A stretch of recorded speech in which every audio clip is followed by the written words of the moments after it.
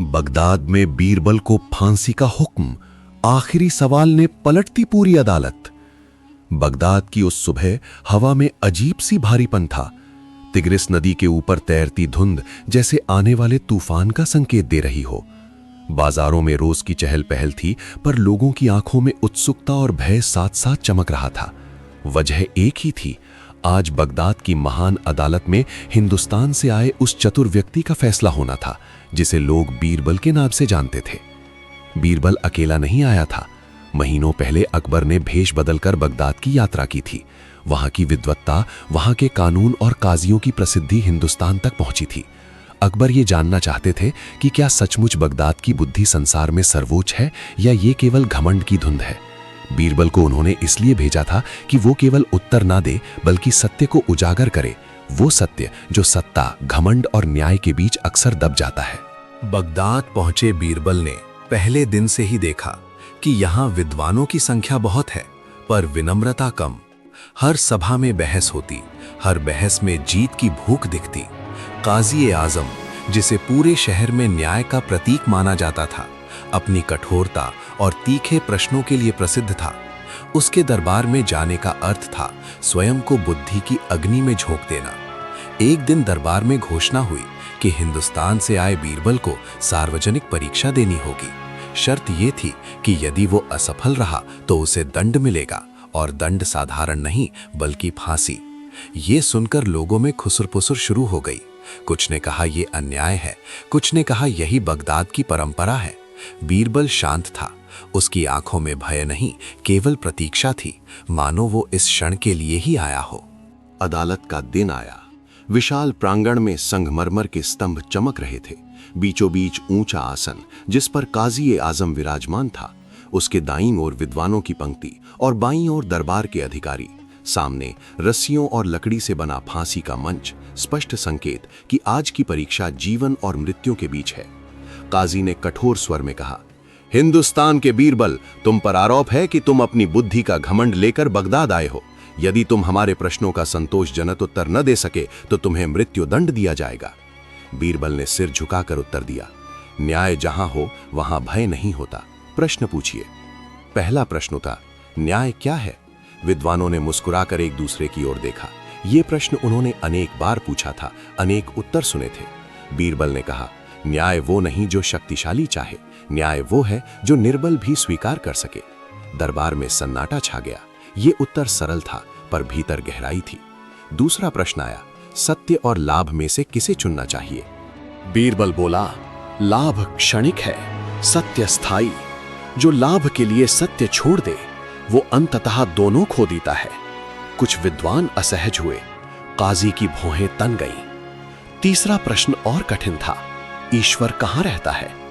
बीरबल ने चारों ओर देखा और कहा, जहां अन्याय नहीं होता वहीं ईश्वर का वास होता है। इस उत्तर पर कुछ लोग ताली बजाने लगे, पर काजी ने उन्हें चुप करा दिया। प्रश्नों का सिलसिला चलता रहा। समय बीतता गया। हर उत्तर के साथ बीरबल का आत्मविश्वास बढ़ता गया और काजी का धैर्य घटता गया। अंततः काजी ने संकेत किया और एक विद्वान आगे बढ़ा। उसने एक चालाकी भरा प्रश्न पूछा, यदि न्यायाधीश स्वयं अन्यायी हो तो न्याय कहां मिलेगा? बीरबल ने बिना देर किए कहा, तब न्याय जनता के विवेक में शरण लेता है और इतिहास न्यायाधीश का फैसला करता है। यह सुनकर कुछ चेहरे पीले पड़ गए। काजी ने हथेली मेज पर मारी। अब काजी स्वयं खड़ा हुआ। उसकी आवाज गूंजी, अंतिम प्रश्न, यदि हम आज तुम्हें निर्दोष मान लें तो क्या यह हमारी महानता होगी, और यदि दोषी ठहराएं तो क्या यह न्याय होगा? दरबार में सन्नाटा ऐसा था कि सांसों की आवाज सुनाई दे। फांसी का मंच सामने खड़ा था। बीरबल ने क्षण भर आंखें बंद की।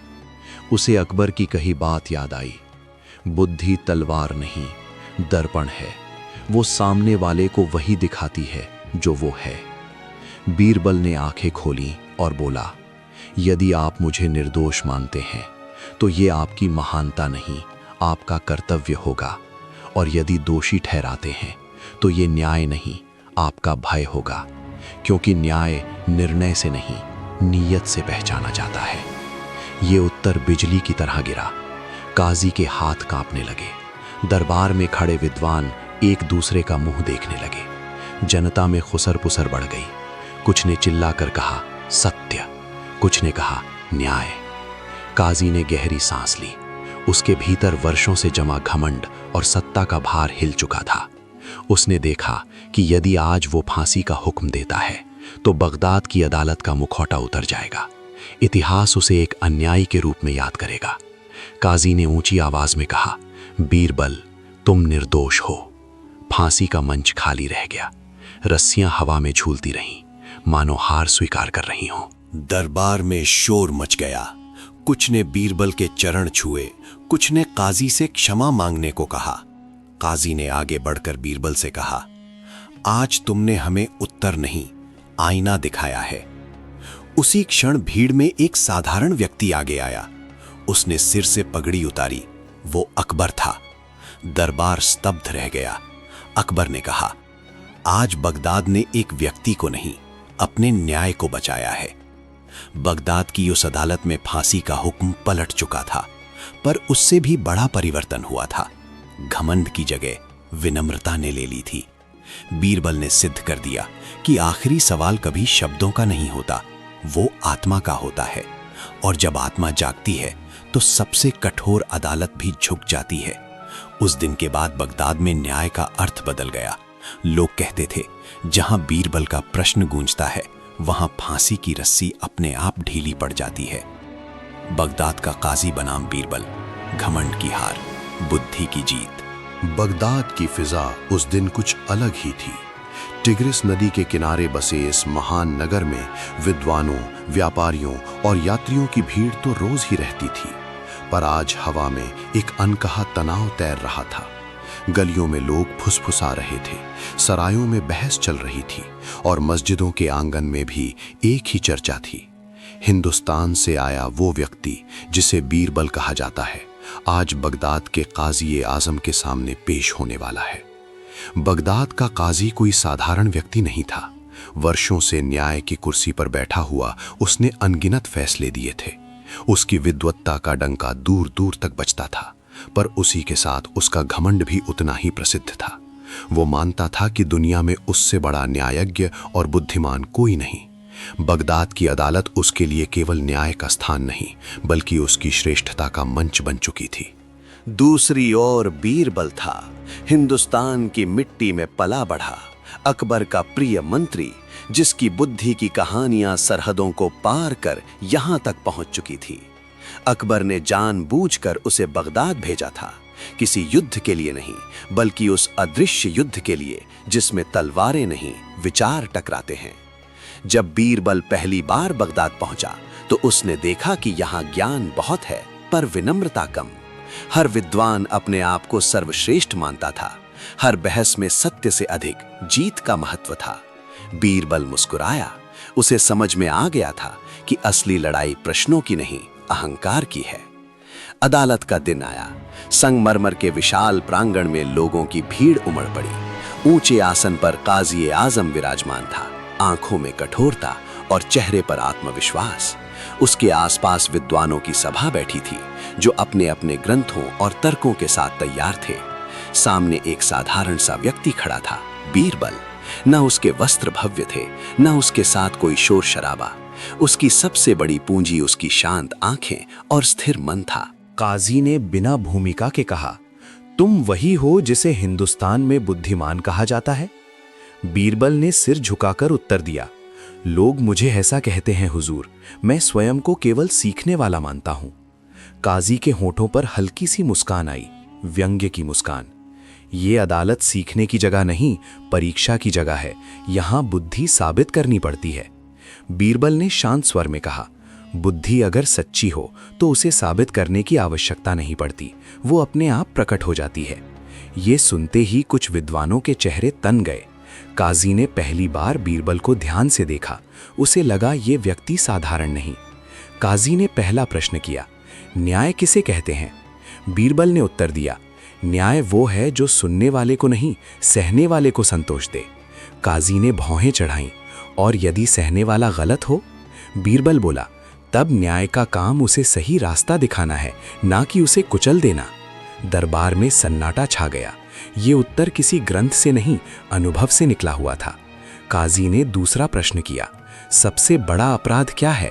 बीरबल ने कहा, सबसे बड़ा अपराध ये मान लेना कि हम कभी गलत नहीं हो सकते। ये सुनकर काजी के चेहरे पर असहजता की रेखा खिंच गई। उसे लगा मानो ये उत्तर उसी के लिए कहा गया हो। प्रश्नों का सिलसिला आगे बढ़ा। धर्म, नीति, सत्य, सत्ता, हर विषय पर काजी और उसके विद्वान प्रश्न पूछते रहे और बीरबल हर बार ऐसा उत्तर देता गया जो सीधे हृदय को छू जाता था। वो किसी को नीचा नहीं दिखा रहा था, ना ही स्वयं को ऊंचा। उसके शब्दों में केवल स्पष्टता थी। धीरे धीरे अदालत का माहौल बदलने लगा। जहां पहले बीरबल को परखने की भावना थी, वहां अब उसे समझने की कोशिश होने लगी। जनता के चेहरे पर आश्चर्य था। वे देख रहे थे कि कैसे उनके महान काजी का आत्मविश्वास डगमगा रहा है।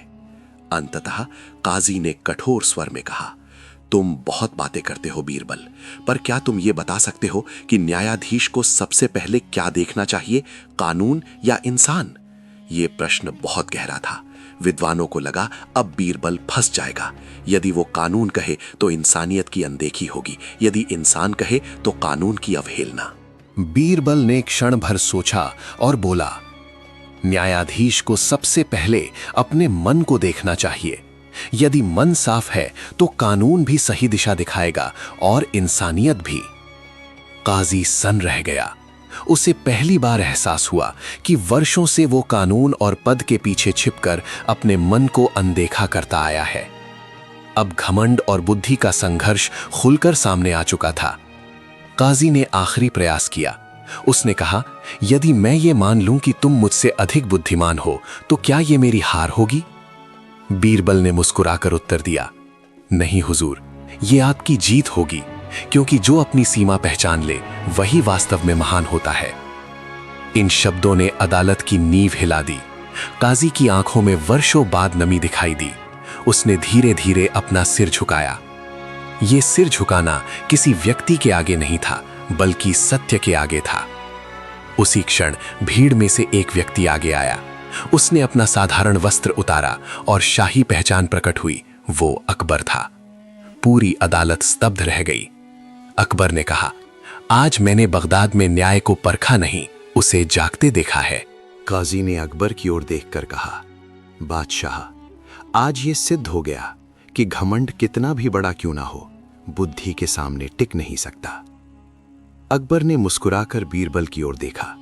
बीरबल ने सिर झुकाया, न विजय के गर्व से बल्कि कृतज्ञता से। उस दिन के बाद बगदाद की अदालत में बहुत कुछ बदल गया। फैसले पहले जैसे ही होते थे, पर अब उनके पीछे अहंकार नहीं, विवेक होता था। लोग कहते थे, उस दिन काजी और बीरबल के बीच कोई जीत हार नहीं हुई, उस दिन घमंड हारा और बुद्धि जीती। और ये कहानी पीढ़ियों तक सुनाई जाती रही कि कैसे बगदाद के सबसे शक्तिशाली काजी के सामने एक साधारण सा व्यक्ति खड़ा हुआ और बिना आवाज ऊंची किए, बिना किसी अपमान के, केवल सत्य और बुद्धि के बल पर पूरे शहर को आईना दिखा गया। बगदाद उस समय दुनिया के सबसे समृद्ध और विद्वानों से भरे नगरों में गिना जाता था। तिग्रिस नदी के किनारे बसा ये शहर केवल व्यापार का केंद्र नहीं था, बल्कि ज्ञान, न्याय और तर्क का गढ़ माना जाता था। दूर दूर तक ये प्रसिद्ध था कि बगदाद की अदालत में बैठे काजी और विद्वान किसी भी प्रश्न का उत्तर खोज निकालते हैं। यही कारण था कि वहां के विद्वानों के मन में धीरे धीरे एक अघोषित घमंड जन्म लेने लगा था। उन्हें लगने लगा था कि बुद्धि में उनसे आगे कोई नहीं। इसी समय हिंदुस्तान में मुगल सम्राट अकबर का शासन था। अकबर केवल तलवार से नहीं, बल्कि विचार और विवेक से शासन करने वाले बादशाह थे। उनके दरबार की शान थे बीरबल, एक ऐसा व्यक्ति जिसकी बुद्धि, हास्य और गहरी समझ ने अकबर को अनेक बार कठिन परिस्थितियों से उबारा था। अकबर तक जब ये बात पहुंची कि बगदाद के विद्वान स्वयं को संसार का सर्वश्रेष्ठ मानने लगे हैं और हिंदुस्तान की बुद्धि को कम आंकते हैं, तो अकबर मुस्कुरा उठे। उन्हें अपमान का क्रोध नहीं आया, बल्कि एक जिज्ञासा जागी, क्या सचमुच बुद्धि का कोई सिंहासन होता है? एक रात अकबर ने बीरबल को बुलाया। महल के दीवाने खास में दीप जल रहे थे और बाहर यमुना की हवा बह रही थी। अकबर में गंभीर स्वर में कहा, बीरबल, मैं बगदाद के बारे में बहुत कुछ सुन रहा हूँ। वहाँ के काजी और विद्वान अपने ज्ञान पर घमंड करने लगे हैं। मैं युद्ध नहीं चाहता, पर सत्य जानना चाहता हूँ। क्या बुद्धि की भी कोई सीमा होती है? बीरबल ने हल्की मुस्कान के साथ उत्तर दिया, जहाँ घमंड शुरू होता है वहीं बुद्धि की सीमा समाप्त हो जाती है हुजूर। अकबर ने बीरबल को देखा और बोले, मैं चाहता हूँ तुम बगदाद जाओ, वहाँ के न्याय, विद्वत्ता और घमंड तीनों को परखो। पर याद रखना, तुम केवल अपने लिए नहीं, हिंदुस्तान की सोच के प्रतिनिधि बनकर जाओगे। बीरबल ने सिर झुकाया, जैसा आप चाहें बादशाह। कुछ ही दिनों में बीरबल एक साधारण यात्री के वेश में बगदाद की ओर रवाना हुआ। न कोई शाही निशान, न कोई ऐश्वर्य। उसके पास था तो केवल उसका विवेक और अनुभव। लंबी यात्रा के बाद जब वो बगदाद पहुंचा तो उसकी आंखें उस नगर की भव्यता देखकर ठहर गईं। ऊंचे महल, चौड़े बाजार, विद्वानों से भरे मदरसे और हर ओर ज्ञान की चर्चा। पर उसने जल्दी ही महसूस किया कि इस ज्ञान के साथ एक कठोरता और अहंकार भी जुड़ा हुआ है। बीरबल ने कुछ दिन नगर में साधारण व्यक्ति की तरह बिताए। वो बाजारों में गया, मस्जिदों में बैठा, विद्वानों की बहसें सुनी। हर जगह वही स्वर सुनाई देता, बगदाद की बुद्धि सर्वोच्च है। धीरे धीरे उसकी पहचान एक समझदार यात्री के रूप में होने लगी।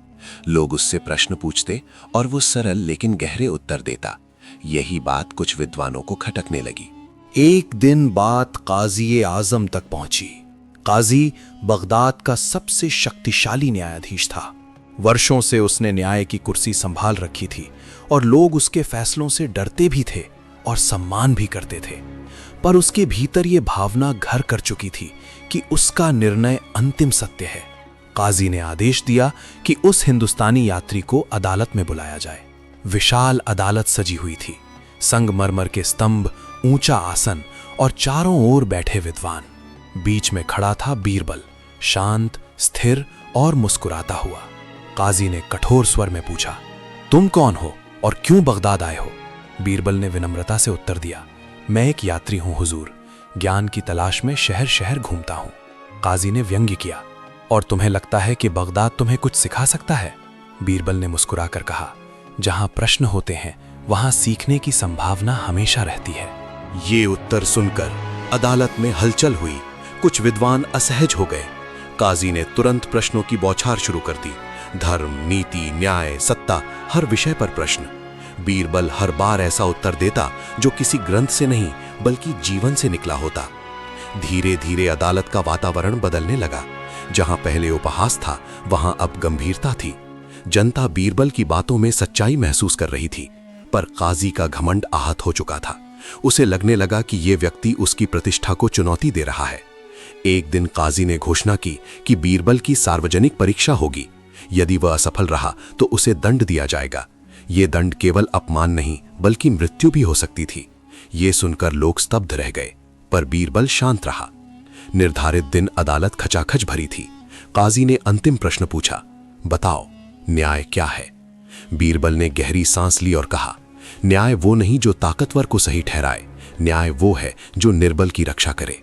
काजी ने पूछा, और यदि न्यायाधीश ही गलत हो? बीरबल ने उत्तर दिया, तब न्याय इतिहास के हाथ में चला जाता है। ये सुनते ही अदालत में सन्नाटा छा गया। काजी के चेहरे का रंग बदल गया। उसने महसूस किया कि यदि आज उसने अहंकार में आकर अन्याय किया तो बगदाद की महानता धूमिल हो जाएगी। उसी क्षण भीड़ में हलचल हुई। एक साधारण व्यक्ति आगे आया और अपनी पहचान प्रकट की। वो स्वयं अकबर था, जो गुप्त रूप से बगदाद पहुंचा था। पूरी अदालत स्तब्ध रह गई। अकबर ने कहा, आज यहां कोई पराजय नहीं हुई, आज केवल घमंड का अंत हुआ है। काजी ने सिर झुका दिया। उसने स्वीकार किया कि बुद्धि का वास्तविक स्वरूप विनम्रता में है, ना कि सत्ता में। बीरबल को सम्मानपूर्वक विदा किया गया। जब बीरबल अकबर के साथ हिंदुस्तान लौटा तो अकबर ने कहा, तुमने बिना तलवार उठाए एक युद्ध जीत लिया। बीरबल ने मुस्कुराकर उत्तर दिया, बादशाह, जहां बुद्धि जाग जाती है वहां युद्ध की आवश्यकता नहीं रहती। ये कहानी समय के साथ लोक कथा बन गई। बगदाद और हिंदुस्तान दोनों में लोग इसे सुनाते रहे। ये केवल अकबर और बीरबल की कहानी नहीं थी, ये उस सत्य की कहानी थी कि घमंड चाहे कितना भी बड़ा क्यों ना हो, अंततः बुद्धि और विनम्रता के सामने